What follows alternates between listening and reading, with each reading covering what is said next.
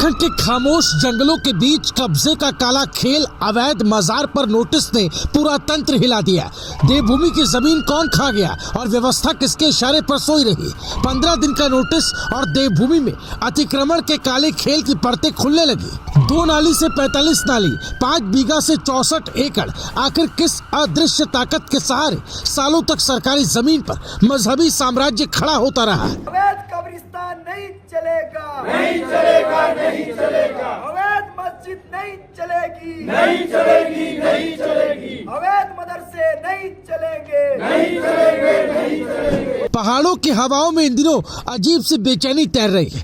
देवभूमि की धरती जिसे सदियों से तप, साधना और पवित्रता का प्रतीक माना जाता रहा, आज वहाँ सवालों का धुआं उठ रहा है। सरकारी जमीनें कब, कैसे और किसके संरक्षण में हथिया ली गई, इस पर पर्दा अब हटने लगा है। अतिक्रमण के खिलाफ धामी सरकार की कार्रवाई तेज है, लेकिन इसके साथ ही एक और बात साफ दिखाई दे रही है। उत्तराखंड के जंगल, नदियां और आरक्षित क्षेत्रों में किसी बड़े खेल की परतें अब धीरे धीरे खुल रही हैं।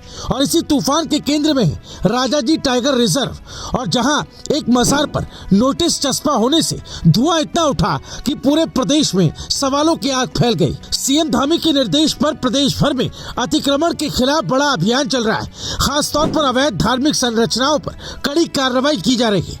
लेकिन हरिद्वार के ओल्ड इंडस्ट्रियल एरिया में राजाजी टाइगर रिजर्व द्वारा एक मजार पर दिए नोटिस ने कई तीखे सवाल खड़े कर दिए। मजार पर 15 दिन का नोटिस, दस्तावेज दो या ढांचा हटेगा।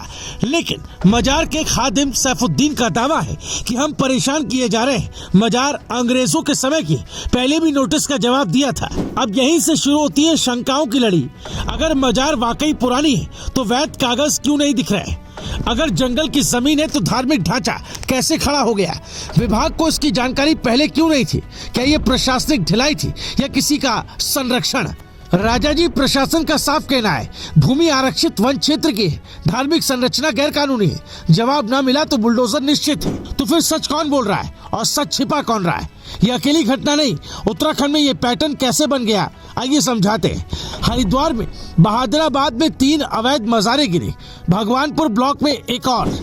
अब सवाल ये कि ये सब अचानक कैसे पकड़ में आने लगा, या सालों से चल रहे कब्जे की परतें अब जाकर क्यों खुल रही हैं? रामनगर में रिजर्व फॉरेस्ट की जमीन पर बड़ी मस्जिद, मजारे, झोपड़ियां, मदरसे, छोटी धार्मिक संरचनाएं सब खड़े मिले। वन विभाग ने जब कार्रवाई की, सोचिए पहले चरण में ही 64 एकड़ जमीन कब्जा मुक्त कराई गई और दूसरे चरण में 100 एकड़ और असली विस्फोट तो इन वायरल वीडियोस ने जारी कर दिया, जहां कब्जेदार खुद बता रहे हैं किसके पास गए, कितने में जमीन खरीदी, किसने भरोसा दिलाया। अब सवाल ये कि ये सब बिना बड़े संरक्षण के कैसे हो सकता है?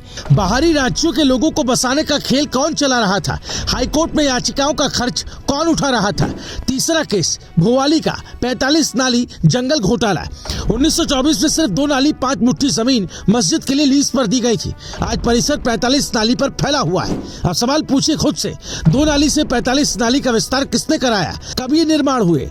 फाइलों में ये विस्तार कहाँ दर्ज है? किसने रिपोर्ट नहीं की या किसने रिपोर्ट न करने का मौखिक आदेश दिया होगा? जांच चल रही है, पर इतना बड़ा विस्तार हवा में तो नहीं हुआ होगा। तो अब बड़ी तस्वीर क्या कहती है? मुख्यमंत्री कह रहे हैं देवभूमि का सांस्कृतिक स्वरूप नहीं बदलने देंगे, अवैध धार्मिक संरचनाएं हटेंगी चाहे कोई भी हो। जाते जाते जनता के चुपते हुए सवाल भी सुन लीजिए। जंगल की जमीन पर धार्मिक ढांचा बनने तक प्रशासन कहाँ था? कौन लोग इन संरचनाओं को संरक्षण दे रहे थे? क्या उत्तराखंड की भू आबादी बदलने का कोई बड़ा खेल चल रहा था? क्या वन विभाग, राजस्व विभाग और स्थानीय नेताओं की मिलीभगत सामने आएगी? ये सब कब तक बिना रोक टोक चलता रहता अगर वीडियो वायरल नहीं होते? और हाँ, अगर आप चाहते हैं कि ऐसी सच्चाइयां दबे नहीं बल्कि खुलकर सामने आए, तो लाइक, शेयर, कमेंट और सब्सक्राइब करने में बिल्कुल कोताही न बरते, क्योंकि आपकी आवाज ही इस लड़ाई की सबसे बड़ी ताकत है। Bureau report, रायशुमारी।